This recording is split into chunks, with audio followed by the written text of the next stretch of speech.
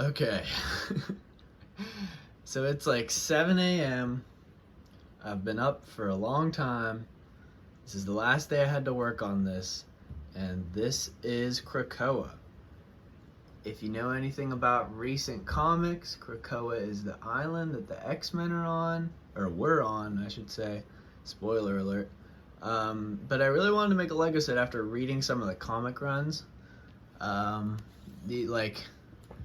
Just to give you kind of an idea of like the art style of these. They're very there's these pages that kind of offer these really cryptic graphic logs of things, like all that. And it's just super cool. The whole comic run is freaking awesome. It's by Jonathan Hickman. He's my favorite comic book writer. So I decided to make this set out of these three. And I told myself I was only going to use pieces from these three. That remained pretty much true. I have a couple base plates, just like regular gray base plates and stuff, that I just stole. And I wanted to use every single piece, which would be close to I don't know, maybe 3,000 pieces. Got pretty close, but there was just, I'm already overstuffing this island with features and things. So let me give you a little bit of an overview real quick before we really dive into it. There's a couple X's, for X-Men and stuff. So this is the front of the build, but it really is able to be viewed at any angle. Let me move some of these books out of the way there. Set this camera down. This camera being my iPhone. Okay. So I'm gonna take a little 360 real quick. So this tree is Krakoa, is the island. The island is alive. Longtime comic readers know that Krakoa was the island that the new team of X-Men knew at the time, being like Wolverine, Nightcrawler, those kind of guys. They were sent to rescue the old X-Men, aka Cyclops, Jean Storm, the ones from the 60s. They were sent to rescue the old X-Men from an island called Krakoa. And that's what this island is. And basically this whole comic run is them learning how to utilize the island to their own advantage. And they learn how to cheat death in a way. They learn how to cheat all sorts of disease and food supply, all that kind of stuff. But yeah, so basically there's a place in Krakoa and it holds the Quiet Council. The Quiet Council is 12-seat council, kind of like the Jedi Council, right? You see the big X in the middle right there. And I bought some of these minifigures already custom made, but I don't believe any of them right here are. I made all of these myself. Because in this whole run of the comics, they're not wearing their traditional comic attire, aside from Jean Grey's is pretty close, and so is Nightcrawler's, but Magneto, as you can see, is all white. Professor X, his helmet was definitely a compromise. There, like that. That kind of bluish around him, it's supposed to be an X, and Cyclops was very much a compromise as well. I used a lot of the minifigures from those sets too, that I had. I tried to mix match them a lot because the Eternals, which was not a very popular movie, that's why I got that set for so cheap, were very organic based. There's so many circles in it. That's why I knew I had to use that set. See all these stickers with all these circular designs that are really naturalistic? That worked perfect. That and then the color palette of the castle, I was just this is just the perfect combo. And I didn't plan on using this Iron Man set until I saw these blue screens, and I was I'm gonna need those for something, which I'll show you in a bit. So the island does, like I said, go the whole way around. They also navigate in the whole comic run through these portals that you plant with these little flowers right here. So I put these pink flowers everywhere, little cherry blossoms almost. And I luckily had these little weird rainbow-like shield kind of things from the Eternal set. If I could show you one sec. How do I do this? There we go. Right there. those kind of things. I was like, wow, this is just too perfect not to do. Yeah, I might be able to flip through one of these real quick and show you, but I don't think I'll be able to. Nah, there's no way. Okay, that's fine. But yeah, so I stole shamelessly. Well, I mean, it's not really stealing if your intent is, you know, to copy. But, so yeah, there's the portal. Like I said, some of these minifigures I bought custom made, the other ones I made. So like, this is Psylocke, you can tell because she has a ponytail and knives, and that's about it. And I bought that hairpiece for 50 cents. There's like a little bar. I have Wolverine on this island, so you know I had to have a bar. The wind is facing 2 ways according to these tiki torches, though, so let me fix that. One of the things I'm proudest of is this water right here. See how it starts from the top of here and flows the whole way down? And there's some of it that flows right down there. Some of it flows right down here back into this little ocean because Krakoa is an island. And that was used, I got really lucky with all the blue transparent pieces from the Iron Man set, right? And I was like, I need to use that. See Whiplash's chains? Originally I wanted to hang Storm, wherever Storm is. Yeah, her hair is literally Spider-Gwen's hood, so it was me working with what I had. I wanted to use those chains, which are now right here, to hang Storm like she was like hanging from lightning, but it did not look right. It looked like she was just like dangling like dead, and I was like, that's probably not the best. Doesn't look very powerful like that. Yeah, so it gets a little busy in some spots too, but I kind of wouldn't have it any other way. I think comics are full of crazy colors, and like sticking to one color palette can kind of make something boring. Like, yes, it makes it more cohesive, but we're humans. We're not that cohesive, let's be real.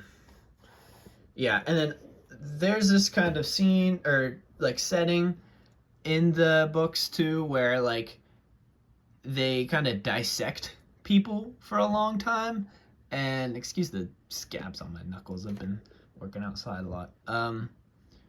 But the like, it's not a graveyard, but they like autopsies, that's the word. They kind of do autopsies there for a long time, and it's like underground, and I had it rooted in like the Krakoa tree. This guy up here, his name is Cypher. His mutant power is that he can decipher any language, so they have him pretty much be Krakoa's translator. So he's often seen hanging up in the tree during the Quiet Council meetings.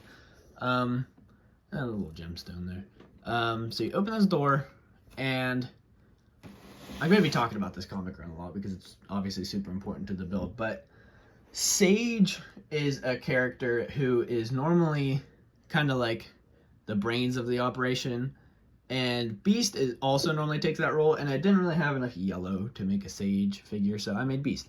And I just really liked the combination of the roots and the computer that they do in the comics, and I didn't really get it great, but I'm still pretty proud of it. Proud of how hidden it still kind of feels. Like it's definitely in the shadows of the build, which is nice.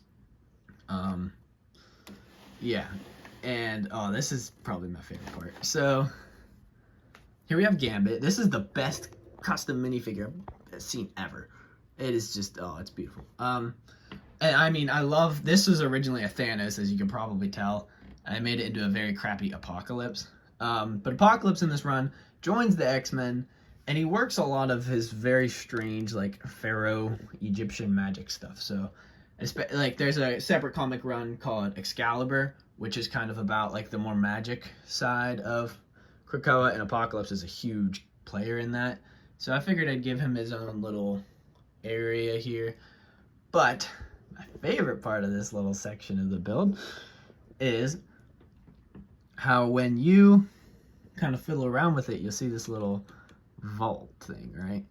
If you open this up, you might see a little Mr. Sinister in there, which is using Drax's head, Stephen Strange's cape, and Druid from Eternal's body. But you can open it up a lot more like this, and boom, it's like a little secret layer, which I was pretty proud of. Especially like every part of it remains hidden. Like the only hint of it that you get is this little red, which was very intentional. Yeah, so that's Also, shout out to this little custom beast figure someone made. He's got the glasses and everything. It's just the little belt. It's great. Yeah. Okay, I must be honest about the hand thing. So my dad, this is not on topic at all, but I don't care. It's my YouTube channel. My dad hung a punching bag outside on a tree. He really likes the Rocky movies, right? So he's like, Jake, I want you to use this punching bag. I was like, okay. I mean, I don't really have any gloves or anything. So I started using it, and I was like, I'm gonna punch it 100 times, really hard, no matter what. And I do, and then obviously hands get all screwed up. But yeah. So this is, there's a guy in the comics, blah blah blah blah blah, in the comics.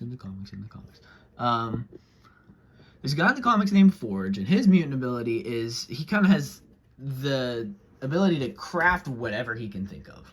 Like, if he can dream it, he can build it. He can find a way. And like, when he gets a hold of all this Krakoan like organic technology, his mind just boom. There's so many like possibilities with it. So I made sure to incorporate like, made it like Iron Man. I did literally rip this from the Iron Man set, this from the Iron Man set, but I put like more mystical, like you don't see a lot of gold in that set, so I threw some gold in there, some Krakoan gold for you. But yeah, I tried to make it a little equal parts mystical and mechanical, and some target practice for the weapons because he makes a lot of weapons. Yeah, so then we'll move on to this little house section, and really, in reality, it's supposed to be the blue area of the moon, but I wasn't gonna make it a separate section. But yeah, there, like, it gets a lot more gray over here, and that was definitely intentional. This X, finding a way to do this took forever, and it still kind of spins a little bit, but luckily this little leaf thing here is stopping it. I really like the locking mechanism I made for this whole thing, because obviously it opens up. It's just a simple little flip. I love how like a little thing can really, this holds really, really well, this whole piece. When I flip it up, just boom. So inside, we can also take this off. There's not much going on in here. I just tried to stick to like the feel of what is going on. This is normally like Jean Grey. It's like, this is the Summers house. So I have cable in there. Poorly made custom cable, or yeah, I made it myself. He doesn't really, normally cable has like something on the top of his head, but everything I put really looked doofy, so I didn't really, you know, think about it too much.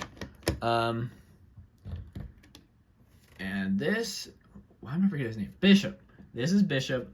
This was actually a custom Bishop character, and I just, he has beautiful like little artwork underneath, but I put this on him because I had it, and I was like, oh well, why not? Yeah, there's really not a whole lot special going on in this room. There's a little portal in the back, if you can see that right there.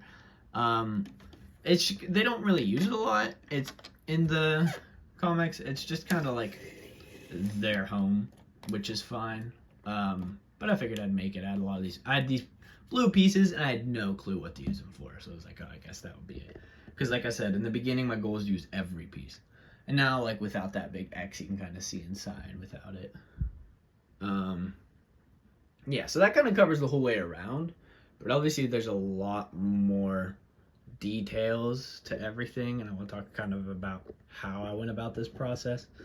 Because this took a long time. This took a freakishly long time. And I've never really finished a creative endeavor this big, except for, like, in music.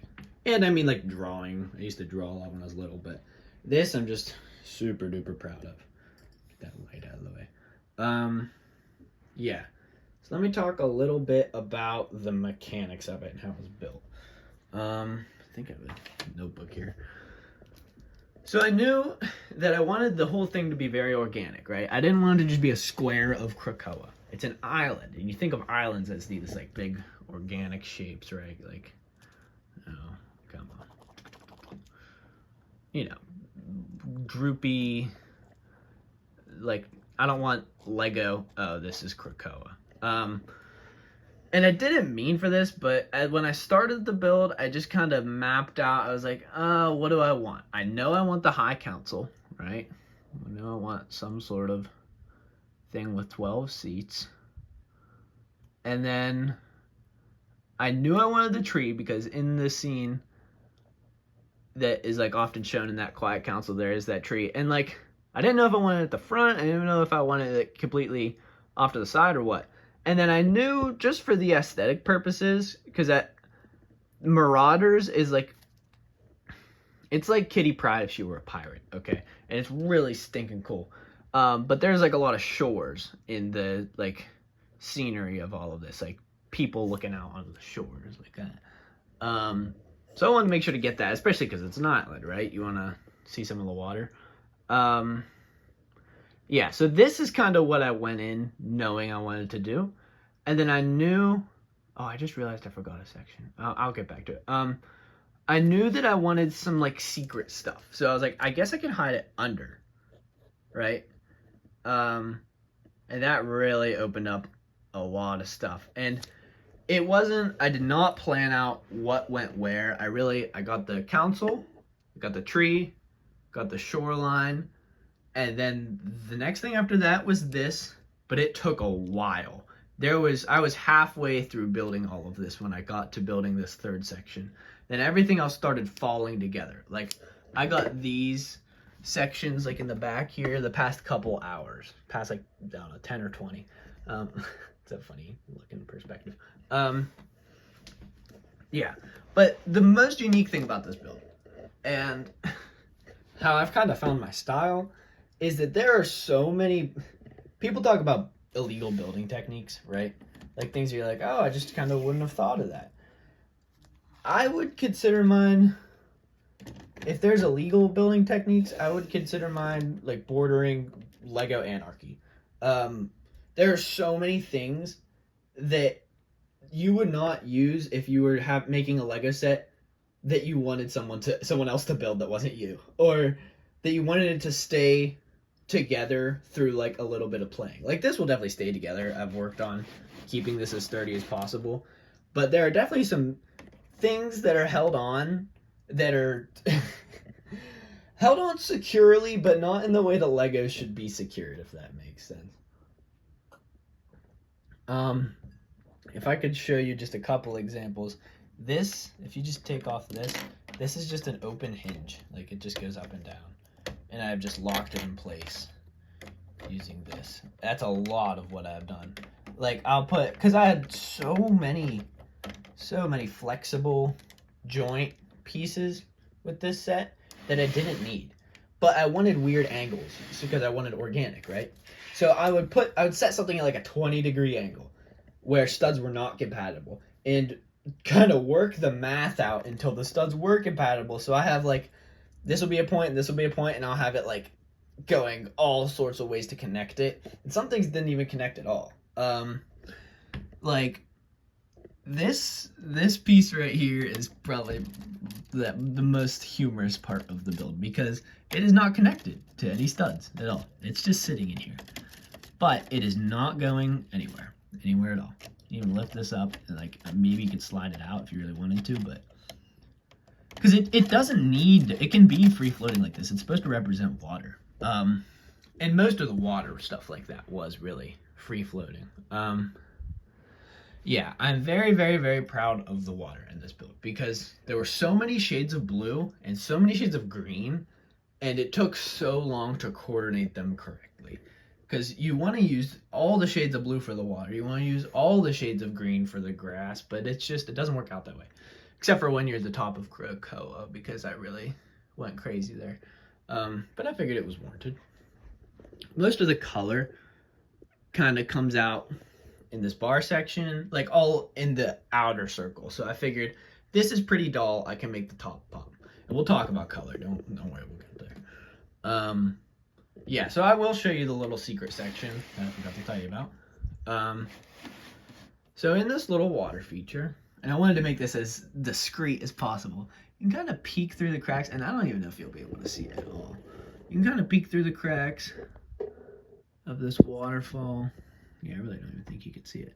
You might be able to make out a hand or something there, but I don't think so. So I guess we'll just lift this up, and I could show you. And like I said, this is just free floating. Like, there's nothing, not very secure. But, I mean, it's not going anywhere.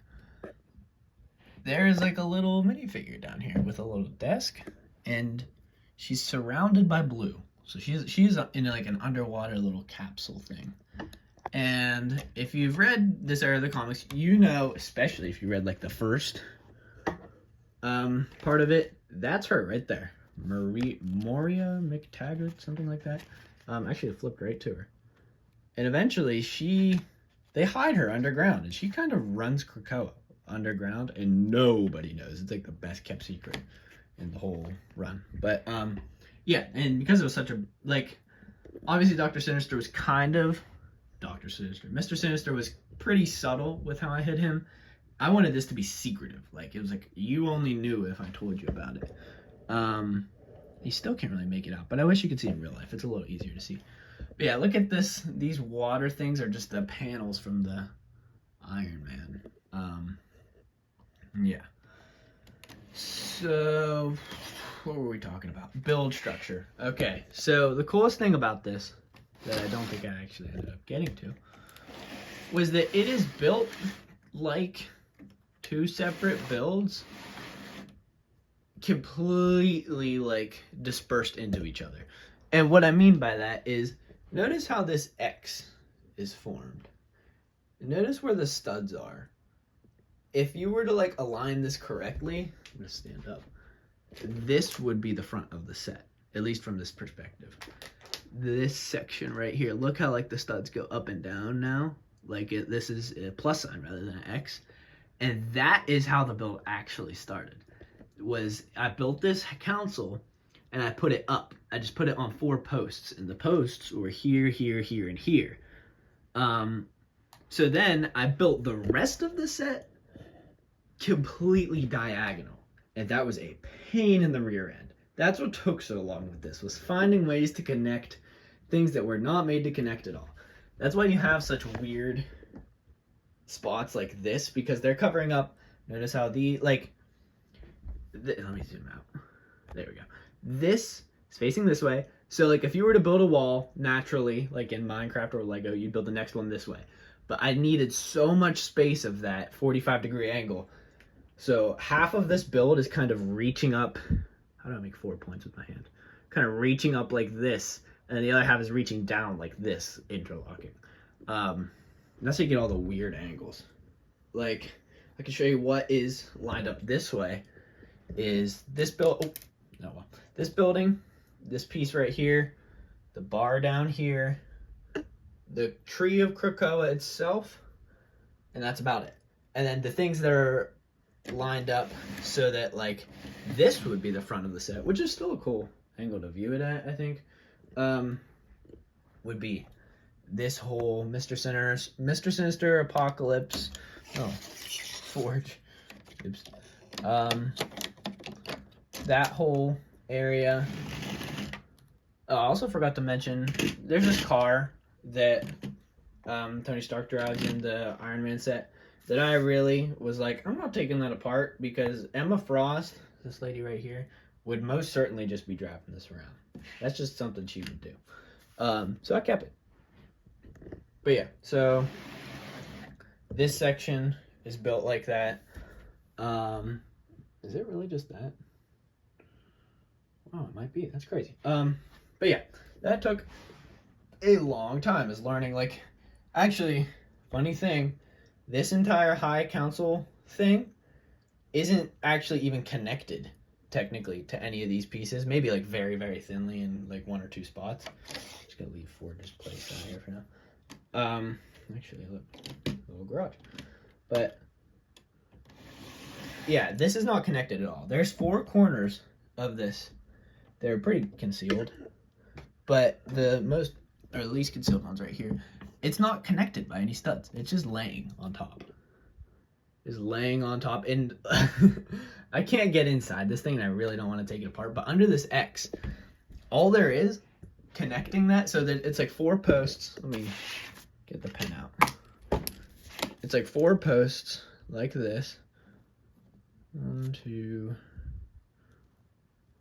3, 4. Oh, that's very bad. But like 4 posts like this, just a little piece with 1 single stud, and then I laid the entire plate on it. and it's connected. This is such a bad drawing. Connected at these 4 positions. The only stud that is connecting this quiet council thing to its base is just that one in the center, right under the X, which, like I said, absolute pain in the rear end.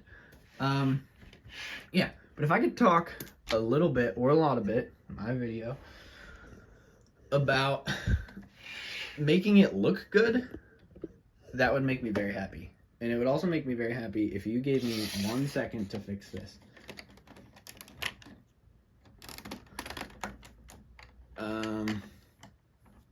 Good beans. All right. So there is things in art that you can explain in words, but I can't. I don't know what makes things look. I just know what looks good. Just from drawing a lot, from seeing a lot. Everyone's got eyeballs.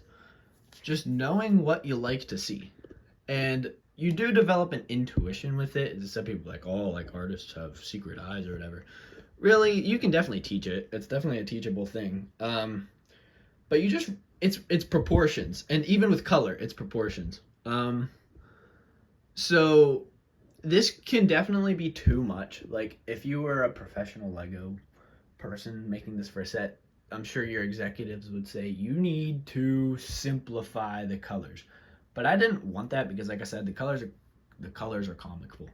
The comics are colorful, and I really wanted to catch people's eye. But I didn't want it to look absolutely like mud, right? Because when you get too many, like, look at this pile of Legos. This isn't very beautiful, but I like to think this is very pretty. And it's just knowing when to use what colors. For example, this yellow. I know yellow, especially contrasting with this really dark blue, is intense. And if I put that in the wrong spaces, it'll really detract your eye. And Jacob Collier, he's my favorite like musician of all time. He does this really like dense music, right? There's so much packed in. People say he does too much, kind of like this Lego set, right? But he says you can always find space, and he's talking like from a like EQ, like sound production standpoint. If he's like, if you can cut out the space or you can make the necessary arrangements, you can always fit more. And that's what I managed to do here, at least I like to think. Notice how in the middle it's very muted, right? I figured the minifigures colors, because they're all X-Men and wear crazy outfits, will speak for themselves there. I don't need any crazy colors distracting from anything. The most distracting colors you see when you first look at the thing are the yellow X, which I think it's okay that it attracts to the X. And it makes you wonder, what the heck is this thing in the corner, right? And the just craziness of this little bar section right here. All these drinks are just random bricks thrown together and yellow seats. But yeah, the grays. I knew going into this, if you can look at these sets really quick, there's so much gray.